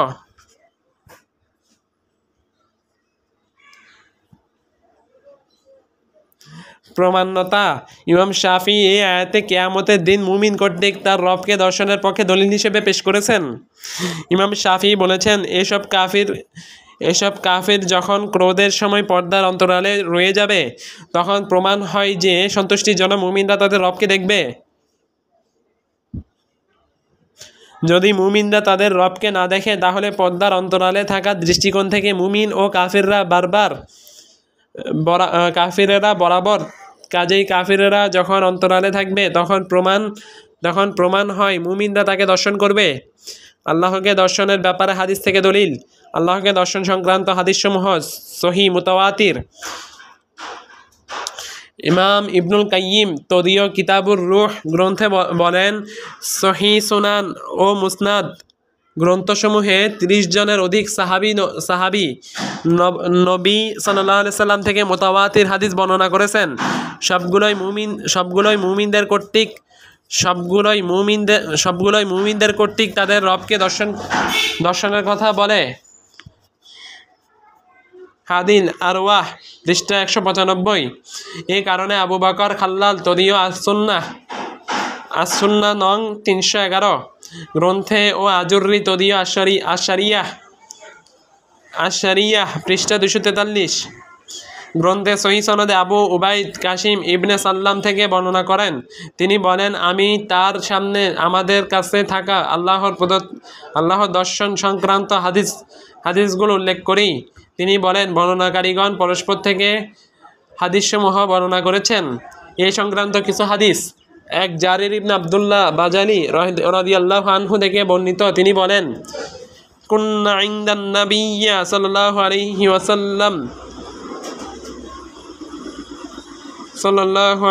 ওয়াসাল্লাম ফানাযারা ইলাল কামারি লাইলাতান ইয়ানিল বাদরা ফাকালা ইন্নাকুম سترون ربكم كما ترون هذا القمر لا يضامون في رؤيته فإن استطعتم أن لا تغلبوا على صلاة قبل طلوع الشمس وقبل غروبها ففعلوا. ثم قرأ وسبح بحمد ربك قبل طلوع الشمس وقبل الغروب. একদিন আমরা নবী সাল্লাল্লাহু আলাইহি সাল্লামের নিকট উপস্থিত ছিলাম। তিনি রাতে পূর্ণিমা চাঁদের দিকে তাকিয়ে বললেন, ওই চাঁদকে তোমরা যেমন দেখছ ঠিক তেমন অচিরেই তোমাদের প্রতিপালককে তোমরা দেখতে পাবে। কাজেই দেখতে পাবে। তাকে দেখতে তোমরা কোনো ভিড়ের সম্মুখীন হবে না। কাজেই সূর্য উদয়ের এবং অস্ত যাওয়ার পূর্বের সালাত আদায় করতে পারলে তোমরা তাই করবে। অতঃপর তিনি নিম্নোক্ত আয়াত পাঠ করলেন, কাজেই তোমার প্রতিপালকের প্রশংসা তাসবিহ পাঠ করো সূর্যোদয়ের পূর্বে ও সূর্যাস্তের পূর্বে। সূরা কফ আয়াত 39। সহিহুল বুখারী 554, সহিহ মুসলিম 633। এই হাদিস প্রমাণ করে ফজর ও আসর সালাত সংরক্ষণ করা কিয়ামতের দিন আল্লাহকে দর্শনের প্রবেশ পথ। 2 আবু হুরায়রা রাদিয়াল্লাহু আনহু থেকে বর্ণিত। তিনি বলেন, ইন্নান নাসা ক্বালু ইয়া রাসূলুল্লাহি হাল নারা রাব্বানা ইয়াউমাল কিয়ামাতি ফাকালা রাসূলুল্লাহি সাল্লাল্লাহু আলাইহি ওয়াসাল্লাম হাল নুদাররুনা ফিল কামারি লাইলাতাল বাদরি ক্বালু লা ইয়া রাসূলুল্লাহি ক্বালা ফাহাল تضرون في الشمس ليس دونها سحاب قالوا لا يا رسول الله قال فإنكم তারাউনাহু কাযালিক। লোকেরা সাহাবীগণ জিজ্ঞেস করলেন, হে আল্লাহ রাসূল, কিয়ামতের দিন আমরা কি আমাদের রবকে দেখতে পাবো? কিয়ামতের দিন আমরা কি আমাদের রবকে দেখতে পাবো? রাসূলুল্লাহ সাল্লাল্লাহু আলাইহি সাল্লাম বললেন, তোমাদের কি পূর্ণিমার রাতে চাঁদ দেখতে অসুবিধা হয়? সবাই বলে উঠলেন, না হে আল্লাহ রাসূল। তিনি আবার বললেন, মেঘহীন আকাশে সূর্য দেখতে তোমাদের কি অসুবিধা হয়? সবাই বলে উঠলেন, না হে আল্লাহ রাসূল। তখন রাসূলুল্লাহ সাল্লাল্লাহু আলাইহি সাল্লাম বললেন, তোমরা এরকম আল্লাহকে দেখতে পাবে। সহিহুল বুখারী 806, সহিহুল বুখারী 7437, সহিহ মুসলিম 182, সহিহ মুসলিম 2968। 3 আবু সাঈদ খুদরি রাদিয়াল্লাহু আনহু থেকে বর্ণিত। তিনি বলেন, قلنا يا رسول الله هل نرى ربنا يوم القيامة قال هل تضارون في رؤية الشمس والقمر إذا كانت صحوا قلنا لا قال فإنكم لا تضارون في رؤية ربكم يومئذ إلا كما تضارون في রুয়াতিহিমা। আমরা বললাম, হে আল্লাহ রাসূল, আমরা কি কিয়ামতের দিন আমাদের রব্বের দর্শন লাভ করব? তিনি বললেন, মেঘহীন আকাশে সূর্যকে দেখতে তোমাদের কি অসুবিধা হয়? আমরা বললাম, না। তিনি বললেন, সেদিন তোমাদের রবকে দেখতে তোমাদের কোনো অসুবিধা হবে না, যেমন সূর্য দেখার সময় অসুবিধা হয় না। সহিহুল বুখারী 4581, সহিহ বুখারী 7439, সহিহ মুসলিম 183।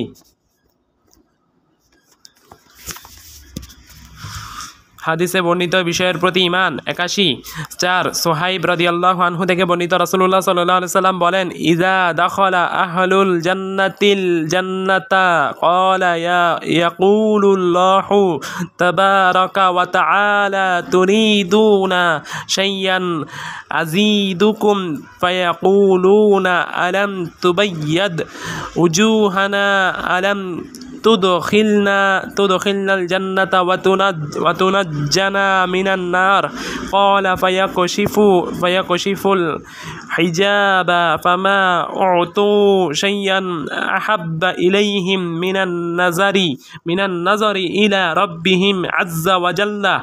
জান্নাতীগণ যখন জান্নাতে প্রবেশ করবে তখন আল্লাহ তাআলা তাদেরকে বলবেন, তোমরা কি চাও যে আমি আরও অনুগ্রহ বাড়িয়ে দেই? তারা বলবে, আপনি কি আমাদের চেহারাগুলো আলোকোজ্জ্বল করে দেননি, আমাদের জান্নাতে দাখিল করেননি এবং জাহান্নাম থেকে নাজাত দেননি? রাসূলুল্লাহ সাল্লাল্লাহু আলাইহি ওয়াসাল্লাম বলেন, এরপর আল্লাহ তাআলা আবরণ তুলে নেবেন, আর আল্লাহ দর্শন লাভের চেয়ে অধিক পছন্দনীয় জিনিস আর কিছুই তাদের দেওয়া হয়নি। সহিহ মুসলিম 181।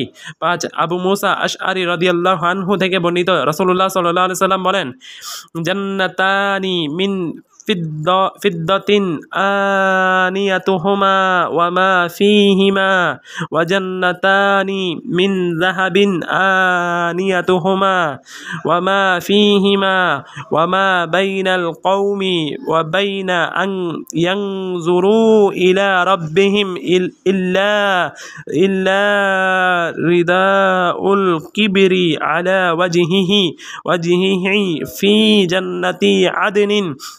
জান্নাতের মধ্যে দুটি বাগান থাকবে, এ দুটির সকল পাত্র এবং এর ভেতরের সকল বস্তু রৌপ্য নির্মিত হবে। জান্নাতে আরও দুটি উদ্যান থাকবে, এ দুটির সকল পাত্র এবং ভেতরের সকল বস্তু সোনার তৈরি হবে।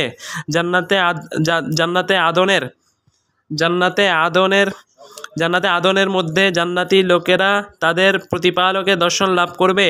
হে জান্নাতবাসী এবং তাদের প্রতিপালকের দর্শনের মাঝে আল্লাহ সত্তার উপর তার বরত্বের চাদর ছাড়া আর কোনো জিনিস থাকবে না।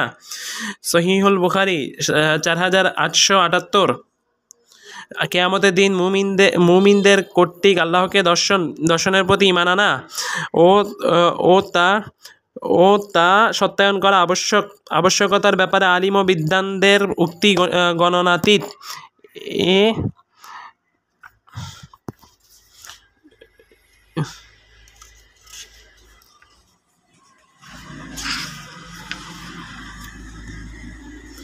এই কারণে ইমাম আহমদ বলেছেন, দর্শনের মতো সকল হাদিস, যদিও এইসব হাদিস শুনতে অবাক লাগে এবং শ্রোতা বিস্মিত হয়। শারহ উসুল সুন্নাহ 82 পৃষ্ঠা। আল্লাহকে দর্শনের ব্যাপারে মুতাজিলাদের খণ্ডন।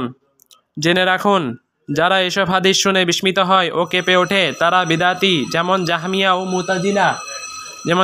ও মুতাজিলা তারা কিয়ামতের দিন আল্লাহকে দর্শন অস্বীকার করে, অথচ এই ব্যাপারে আয়াতসমূহ সুস্পষ্ট ও দলিলসমূহ একেবারে উজ্জ্বল। তারা দর্শনের অপব্যাখ্যা করে, বলে দর্শন দ্বারা উদ্দেশ্য ইলম। আল্লাহকে দর্শনের ব্যাপারে মুতাজিলাদের খণ্ডন। জেনে রাখুন, যারা এসব হাদিস শুনে বিস্মিত হয় ও কেঁপে ওঠে তারা বিদাতি, যেমন জাহমিয়া ও মুতাজিলা। তারা কিয়ামতের দিন আল্লাহর দর্শনকে অস্বীকার করে, অথচ এ ব্যাপারে আয়াতসমূহ সুস্পষ্ট ও দলিলসমূহ একেবারেই উজ্জ্বল। তারা দর্শনের অপব্যাখ্যা করে বলে, দর্শন দ্বারা উদ্দেশ্য ইলম। তোমরা তোমাদের রবকে দেখবে যেমন তোমরা চাঁদকে দেখতে পাচ্ছ। হাদিসের ব্যাখ্যায় মুতাজিলারা বলে, তোমরা তোমাদের রবকে জানতে পারবে যেমন তোমরা এই চাঁদকে চাঁদ হিসেবে জানতে পারছ। তাকে জানার ব্যাপারে তোমরা কোনো সন্দেহ করবে না। তাদের এই ব্যাখ্যা বাতিল, কারণ কিয়ামতের দিন সকল শ্রেণীর মানুষের আল্লাহর ব্যাপারে কোনো সন্দেহ ছাড়াই ইলম অর্জন হবে। এমনকি সেসব কাফিরেরও অর্জন হবে যারা আল্লাহর অস্তিত্ব অস্বীকার করে। তারা কিয়ামতের দিন আল্লাহর ব্যাপারে বিশ্বাসী হবে।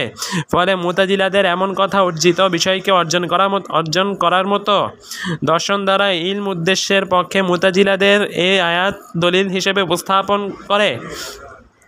আলাম তারা কাইফা ফাআলা রাব্বুকা বিআসহাবিল ফিল। আপনি কি দেখেননি আপনার রব হস্তি বাহিনীর সাথে কেমন আচরণ করেছেন? সূরা ফিল আয়াত 1।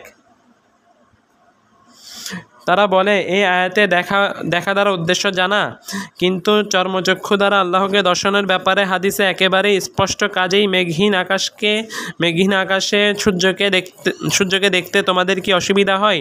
হাদিসাংশের অর্থ কিছুতেই ইলম বা জানা হওয়া সম্ভব নয়, বরং এ দ্বারা চর্মচক্ষে দর্শন উদ্দেশ্য। তাছাড়া মুতাজিলারা আল্লাহর দর্শনকে অস্বীকার করে এবং আল্লাহর ঊর্ধ্বে থাকাকে অস্বীকার করে।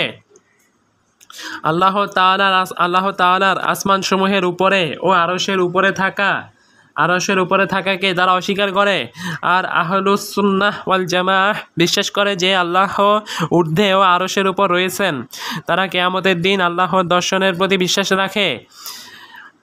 হাদিসে বর্ণিত বিষয়ের প্রতি ঈমান 83 পৃষ্ঠা। আল্লাহকে দর্শনের ব্যাপারে আশআরীদের অবস্থান। তবে আশআরীরা এ ব্যাপারে দ্বিধাগ্রস্ত।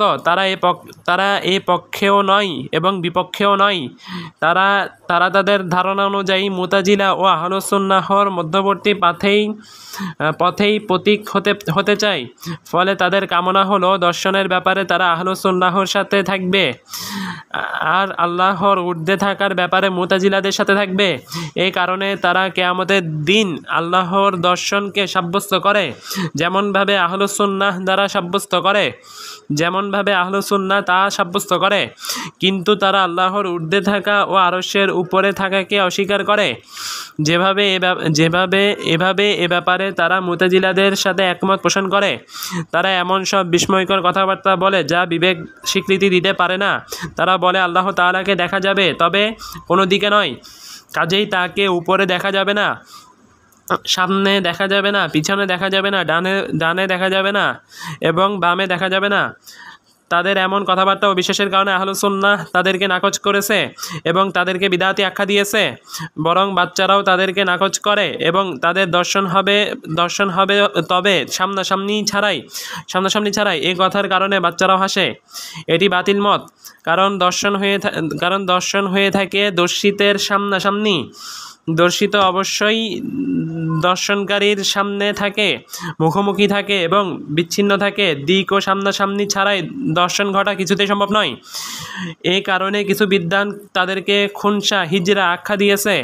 খুনসা হলো যে পুরুষ নয় এবং নারী নয়। এই মাসালায় আশারীরা আহলুস সুন্নাহর অন্তর্ভুক্ত নয় এবং মুতাজিলাদের অন্তর্ভুক্ত নয়। এই মাসালায় তারা আল্লাহর ঊর্ধ্বে থাকাকে অস্বীকারের ক্ষেত্রে মুতাজিলাদের সাথে থাকতে চেয়েছে এবং দর্শন সাব্যস্ত করার ক্ষেত্রে আহলুস সুন্নাহর সাথে থাকতে চেয়েছে, কিন্তু উভয় দলের সাথে থাকা তাদের পক্ষে সম্ভব হয়নি। এই কারণে তারা এমন প্রলেপযুক্ত বিকৃত প্রমাণের আশ্রয় নিয়েছে যা প্রমাণের সাদৃশ কিন্তু কোনো প্রমাণ নয়। তারা বলে, আমাদের কাছে দলিল আছে যে সামনাসামনি হওয়া ছাড়াই দেখা সম্ভব। সেই দলিল কি? তারা বলে, একজন মানুষ আয়নায় নিজের চেহারা দেখতে পায় কোনো দিক ছাড়াই। আমরা তাদেরকে বলবো এটি সন্দেহ সৃষ্টিকরণ ও অস্পষ্ট দলিল। কারণ একজন মানুষ আয়নার চকচকে কাঠামোতে নিজের ভেসে ওঠা প্রতিবিম্ব ছবি দেখে থাকে। এছাড়াও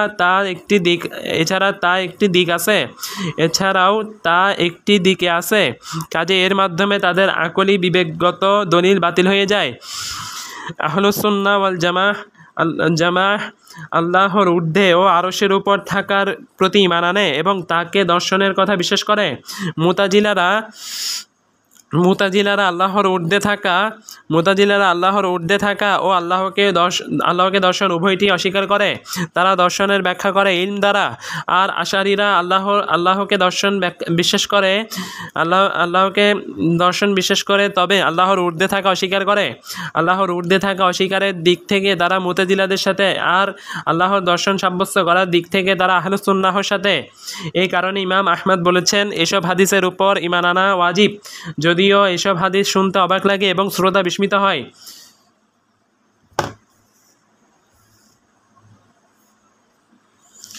কাজেই এসব হাদিস কেন্দ্রিক আবশ্যক হলো, যেমনটি ইমাম আহমদ বলেছেন, তার দায়িত্ব এসব হাদিসের প্রতি ঈমান আনা এবং এসব হাদিসের কোনো একটি বর্ণও প্রত্যাখ্যান না করা। ইমাম আহমদের কথা, এসব হাদিসের কোনো একটি বর্ণও প্রত্যাখ্যান না করা নির্ভরযোগ্য বর্ণনাকারী কর্তৃক বর্ণিত অন্য সকল হাদিসের ক্ষেত্রে বিধান। অর্থাৎ এমন প্রত্যেক হাদিস যা নির্ভরযোগ্য ও গ্রহণযোগ্য বর্ণনাকারীদের থেকে বর্ণিত হয়েছে, সেসব হাদিসের প্রতি ঈমান আনা ওয়াজিব। আশআরী ও মুতাজিলার মাঝে পার্থক্য। আশআরী ও মুতাজিলার মাঝে পার্থক্য। এক, আল্লাহর নাম ও গুণ সাব্যস্ত করার ক্ষেত্রে পার্থক্য। মুতাজিলা মাযহাব আল্লাহর সকল গুণ অস্বীকার করে এবং তারা কেবল আল্লাহর নাম সাব্যস্ত করে। মুতাজিলাদের মাযহাব হলো অর্থ সাব্যস্ত করা ছাড়াই আল্লাহর নামসমূহ সাব্যস্ত করা। যেমন তারা বলে, আল্লাহ তাআলা রহমত ছাড়াই রহমান, ইলম ছাড়াই আলিম, কুদরত ছাড়াই কাদির, শ্রবণ ছাড়াই সামি, সর্বশ্রোতা, আর দৃষ্টি ছাড়াই বাসির, সর্বদ্রষ্টা। আর আশআরী মাযহাব আল্লাহর নামসমূহ সাব্যস্ত করে এবং আল্লাহর 7টি গুণ সাব্যস্ত করে। তারা যে 7টি গুণ সাব্যস্ত করে তা হলো: 1 হায়াত, 2 কালাম বা কথা, 3 দর্শন, 4 শ্রবণ, 5 ইলম, 6 কুদরত, 7 ইরাদা বা ইচ্ছা। এই 7টি গুণ ছাড়া তারা সকল গুণের অপব্যাখ্যা করে। তবে তাদের কেউ 20টি গুণ সাব্যস্ত করে, আবার কেউ 40টি গুণ সাব্যস্ত করে, কিন্তু তাদের থেকে প্রসিদ্ধ হলো 7টি গুণ সাব্যস্ত করা তথা 1 হায়াত, 2 কালাম বা কথা, 3 দর্শন, 4 শ্রবণ, 5 ইলম, 6 কুদরত, 7 ইরাদা বা ইচ্ছা। 2 তাকদীর সাব্যস্ত করার ক্ষেত্রে পার্থক্য। আশআরীরা জাবারিয়া আর মুতাজিলারা কাদারিয়া। আশআরীরা জাবারিয়া আর মুতাজিলারা কাদারিয়া। আপনি দেখবেন বলা হয় যে আশআরীরা জাহমিয়াদের মতো আল্লাহর নামসমূহ অস্বীকার করে, আর মুতাজিলারা আশআরীদের বিপরীতে উপকরণের উপর নির্ভর করে। আশআরীদের ব্যাপারে বিধান। আলিমগণ আশআরীদের কাফির আখ্যা দেননি, তারা তাবিলপন্থী বিদাতি। আলিমগণ তাবিল অপব্যাখ্যা এবং অস্বীকারের মাঝে পার্থক্য করেছেন। যারা অস্বীকার করে তারা কাফির। যেমন কেউ যদি রহমান আরশের উপর উঠেছেন, সূরা তাহা আয়াত 5 অস্বীকার করে বলে যে রহমান আরশের উপর ওঠেননি, তাহলে সে কাফির, কারণ সে আল্লাহকে মিথ্যা প্রতিপন্ন করেছে, আর যে আল্লাহকে মিথ্যা প্রতিপন্ন করে সে কুফরি করে। কিন্তু কেউ যদি রহমান আরশের উপর উঠেছেন, সূরা তাহা আয়াত 5 এর তাবিল করে বলে উঠেছেন দ্বারা উদ্দেশ্য কর্তৃত্ব গ্রহণ করেছেন, কারণ ওঠা আল্লাহর শানে উপযুক্ত নয়, তাহলে এমন ব্যক্তির কাছে সংশয় সন্দেহ রয়েছে। কাজেই এমন ব্যক্তি বিদআতি,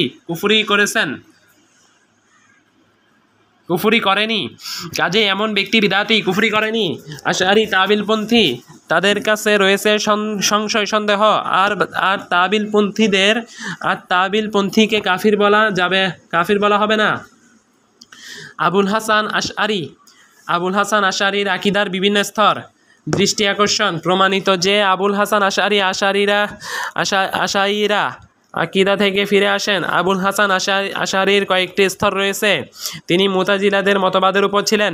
তিনি দীর্ঘ সময় মুতাজিলাদের সাথে কাটান, বলা হয় 40 বছর তাদের সাথে কাটান। এরপর তিনি ফিরে আসার ব্যাপারে প্রকাশ্য ঘোষণা দেন। তিনি জুমার মসজিদের মিম্বারে মানুষদের বলেন, আমি আমার মতবাদ থেকে ফিরে এলাম। আপনারা যেসব মত ও চিন্তা চেতনা উল্লেখ করেন তা থেকে আমি মুক্ত হলাম, যেভাবে এই পোশাক থেকে আমি মুক্ত হচ্ছি। এরপর তিনি তার শরীরে থাকা পোশাক খুলে ফেলেন। এরপর থেকে তিনি ইবনে কুল্লাবের মাযহাবের উপর থাকেন। আর তার মাযহাব হলো আল্লাহর সত্তাগত গুণাবলী সাব্যস্ত করা এবং কর্মগত গুণাবলীর অপব্যাখ্যা করা। এরপর তিনি আহলুস সুন্নাহ ওয়াল জামাআহর মাযহাবে ফিরে আসেন। তিনি সর্বশেষ গ্রন্থ লিখেন আল ইবানাহ ফি উসুলিদ দিয়ানাহ। আলহামদুলিল্লাহ, এই গ্রন্থটি আমাদের অনুবাদে প্রকাশিতব্য। অনুবাদক তিনি বলেন, এটি ইমাম আহমদ ইবনে হাম্বলের আকীদার ভিত্তিতে লিখিত। তিনি ইমাম আহমদের প্রশংসা করে বলেন, সম্মানিত মর্যাদাবান মহান ইমাম। তবে প্রথম মতবাদের দীর্ঘদিন অবস্থান করার কারণে তার মাঝে সামান্য প্রভাব দেখা যায়। অন্যথায় সামগ্রিকভাবে তিনি আহলুস সুন্নাহ ওয়াল জামাআহর আকীদার উপর ছিলেন।